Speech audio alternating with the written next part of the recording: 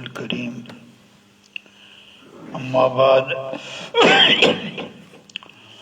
فأعوذ بالله من الشيطان الرجيم بسم الله الرحمن الرحيم وعن كعب بن مالك رضي الله تعالى عنه أنه كان له غنم ترعى بسلع فأبصرت جارية لنا بشاة من غنمنا موتا فكسرت حجرا فذبحتها به فسأل النبي صلى الله تعالى عليه وسلم فأمره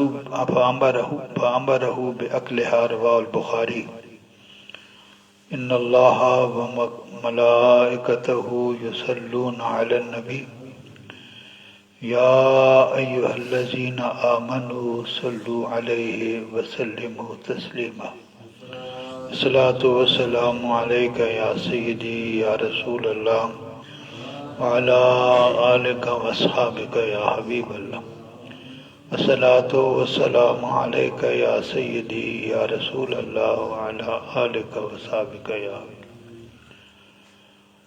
عن كعب بن مالک، حضرت کعب بن مالک رضی اللہ تعالی عنہ سے مروی ہے، فرماتے ہیں ان کی بکریاں تھیں جو صلہ پہاڑ کے ارد گرد چرتی تھیں، تو ان کی لونڈی نے دیکھا کہ ایک بکری مر رہی ہے۔ اس نے ایک پتھر توڑا اور اس پتھر کی نوک سے اس بکری کو ذبح کر دیا۔ یہ ہمارا جو پتھر ہے، یہ جس کو ہم پھسا وٹا کہتے ہیں، اس سے تو شاید یہ نہ ہو سکے۔ وہ جو سفید پتھر ہوتا ہے، اس کو اگر کاٹا جائے تو اس کا داری دار ایسا نکل آتا ہے، اس سے اس نے اس کو ذبح کیا۔ پھر حضرت کعب نے حضور صلی اللہ علیہ وسلم سے پوچھا، یا رسول اللہ، یہ واقعہ پیش آیا ہے، ہماری لونڈی نے بکری کو پتھر سے ذبح کیا ہے۔ تو حضور صلی اللہ علیہ وسلم نے انہیں فرمایا کہ تم اس کا گوشت کھا سکتے ہو۔ تم کا اس کا گوشت، پیچھے ہم نے پڑھا تھا، حضور صلی اللہ علیہ وسلم سے پوچھا گیا، آپ نے فرمایا دو کام کرنے ضروری ہیں ذبح کے صحیح ہونے کے لیے، ایک خون کا بہانا اور دوسرا اللہ تعالیٰ کا نام لینا۔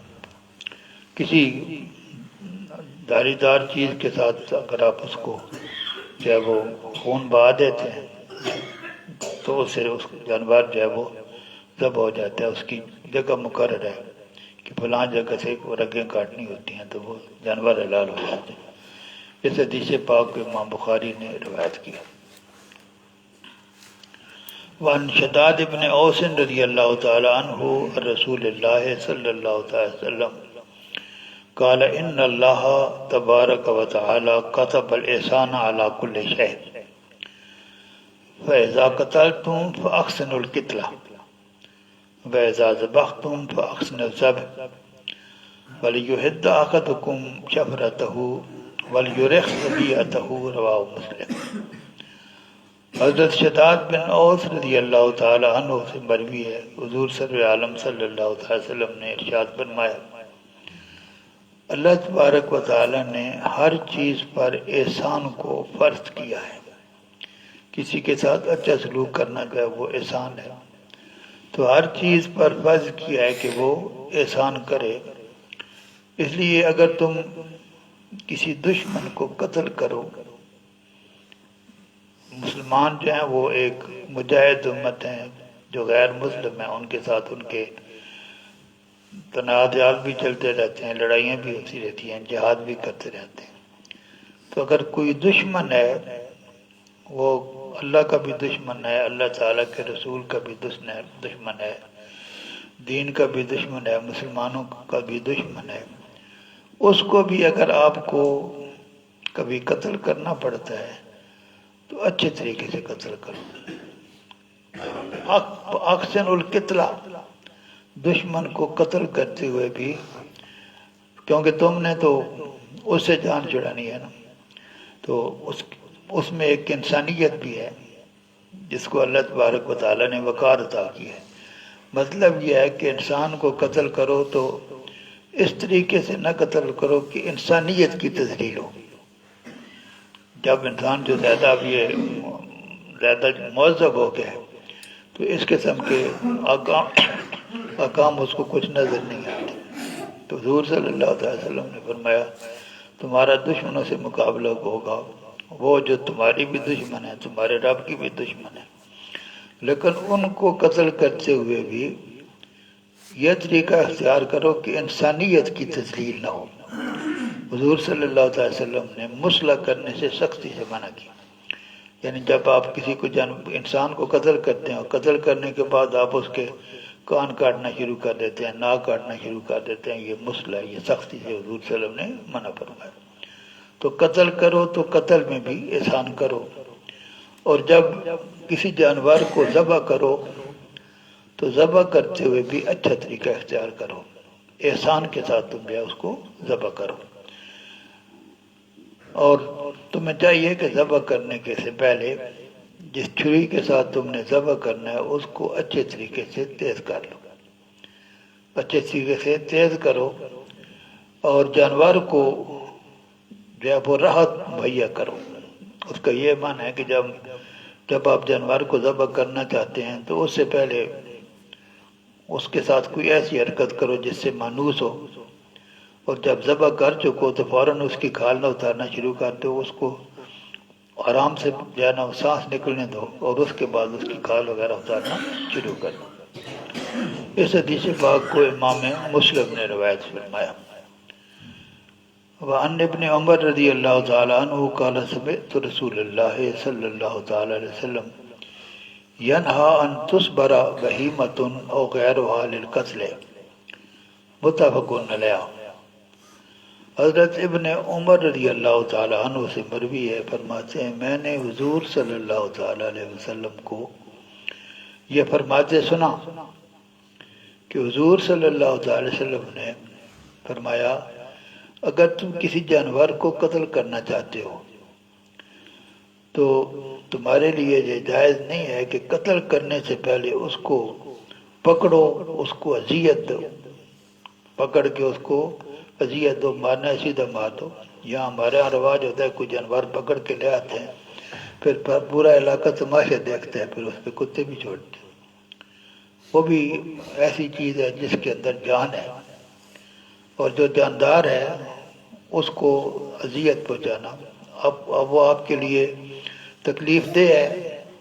اللہ تعالیٰ نے حکم دیا اقتل الموذی قبل الایذاء، کہ جو چیز تمہیں اذیت پہنچاتی ہے تم اس کو اس سے پہلے مار دو کہ وہ تمہیں تکلیف پہنچائے. مارنے کی تمہیں اجازت ہے، لیکن مارنے میں بھی تو بڑا فرق ہوتا ہے. آپ گولی مارتے ہیں وہ مر جاتے ہیں، اس کے علاوہ آپ یہ کرتے ہیں کہ آپ پہلے اس کو پکڑتے ہیں، پکڑ کے اس کو باندھتے ہیں، پھر سارا علاقہ اکٹھا کرتے ہیں، تماشے دکھاتے ہیں، پھر کتے چھوڑتے ہیں، پھر مارتے ہیں. یہ اذیت کے ساتھ مارنا ہے، یہ شریعت کے تقاضوں کے خلاف ہے. وعن رضی اللہ تعالی عنہ ان النبی صلی اللہ تعالی وسلم لعن من اتخذ شیئا فی روح غرضا متفق علیہ. یہ حدیث پاک بھی حضرت عبداللہ ابن عمر رضی اللہ تعالی عنہ سے مروی ہے. فرماتے ہیں حضور صلی اللہ تعالی وسلم نے ارشاد فرمایا جو آدمی کسی ایسی چیز کو نشانہ بناتا ہے، آپ نے کسی ایسی چیز سے جس پر پتھر پھینکا جاتا ہے یا جس پر گولی پھینکی جاتی ہے اس کو بطور نشانہ استعمال کرتے ہیں. اس پہ میں اپنی گلیل جب اس کو نشانہ بناؤں گا تجربہ کروں گا پہلے نشانہ کیسا لگتا ہے. بندوق کا نشانہ لگاؤں گا، کوئی چیز بھی آپ کے پاس ایسی ہے جس کو آپ نے پھینک کر مارنا ہے، تو ایسی چیز جس کے اندر روح ہے اس کو کوئی جو نشانہ بناتا ہے، حضور صلی اللہ علیہ وسلم نے فرمایا اس پر اللہ تعالیٰ کی لعنت. وہ یہ نہیں کہ وہ اس کا گوشت حلال ہے یا حرام ہے، جس کے اندر روح ہے. جانور جو حرام ہیں، جو پلیت ہیں، ان کے اندر بھی اللہ تعالیٰ کی نے روح پھونکی ہوئی ہے. تو وہ روح جو ان کے اندر اللہ تعالیٰ نے پھونکی ہے اس کا تقاضا یہ ہے کہ اس کے ساتھ جو ہے وہ ایسا سلوک نہ کیا جائے جس سے جان کی توہین ہو. یہ جان کی توہین ہے، اور یہ بھی اللہ تبارک و تعالیٰ نے سختی فرمایا جو ایسا کرتا ہے اس پر اللہ تبارک و تعالیٰ لعنت فرمائے. وعن ابن عباس رضی اللہ تعالی عنہ ان النبی صلی اللہ تعالی علیہ وسلم قال لا تتخذوا شیئا فیہ روح غرضا. یہ بھی دوسرے صحابی سے روایت ہے. مفہوم اس کا بھی یہ ہے کہ حضور صلی اللہ تعالی وسلم نے ارشاد فرمایا کوئی بھی ایسی چیز جس کے اندر روح ہو اس کو تم بطور نشانہ استعمال نہ کرو، اس کو اپنا نشانہ نہ بناؤ. ایسے حدیث پاک کو امام مسلم نے روایت فرمایا. وعن جابر رضی اللہ تعالی عنہ قال نہا رسول اللہ صلی اللہ تعالی علیہ وسلم عن الضرب فی الوجہ وعن الوسم فی الوجہ. رواہ مسلم. حضرت جابر رضی اللہ تعالی عنہ سے مروی ہے، فرمایا حضور صلی اللہ تعالی علیہ وسلم نے چہرے پر مارنے سے منع فرمایا. ہمارے یہاں رواج استاد بھی چہرے پہ ہی مارتا ہے، باپ ماں بھی چہرے پہ ہی مارتے ہیں.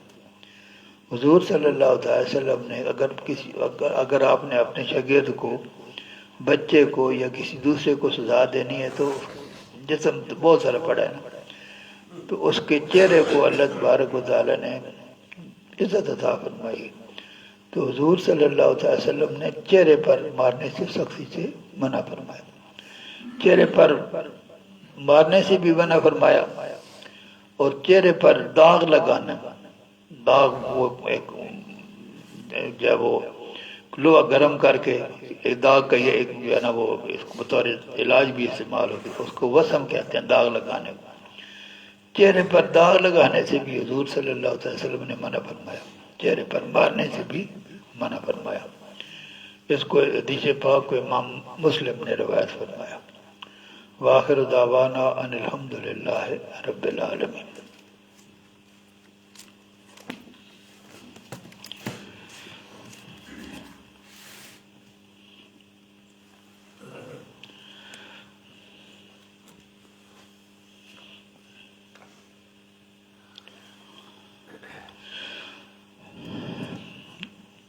نظر کی بات چل رہی تھی. اگر کوئی آدمی یہ کہتا ہے کہ میں جو ہے نا وہ فلاں جگہ پر یا فلاں دن کے اندر 2 نفل پڑھوں گا، جگہ متعین کرتا ہے، اس کے لیے دن متعین کرتا ہے، تو اس کی کوئی حیثیت نہیں. کسی وقت بھی وہ کسی جگہ بھی کسی وقت بھی پڑھ لے گا تو نماز جو اس کی ہو جائے گی. اسی طرح کوئی آدمی جو ہے وہ یہ کہتا ہے فلاں جو میرے پاس روپے ہے نا، فلاں نوٹ وہ میں خرچ کروں گا، تو اس تعین کی بھی کوئی حیثیت نہیں ہے. کوئی بھی وہ اگر 5 روپے کا خرچ کرنے کا وہ نظر مانتا ہے تو کوئی سی 5 روپے دے دے گا تو اس کی نظر جب وہ پوری ہو جائے گی. اسی طرح اگر وہ کہتا ہے کہ میں فلاں فقیر کو یہ صدقہ دوں گا، تو اس فقیر کی تعین کی بھی کوئی حیثیت نہیں ہے. جس فقیر کو بھی دے دے گا اس کا صدقہ جب وہ لگ جائے گا. اس لیے کوئی اگر جو ہے وہ کہتا ہے کہ میں رجب میں روزے رکھوں گا تو وہ شعبان میں رکھے گا تو اس کے روزے ہو جائیں گے، نظر پوری ہو جائے گی. اس طرح کوئی آدمی کہتا ہے کہ میں لاہور میں 2 رکعتیں پڑھوں گا تو وہ اس کو پنڈی میں پڑھ رہتا ہے، اس کی ہو جائیں گی.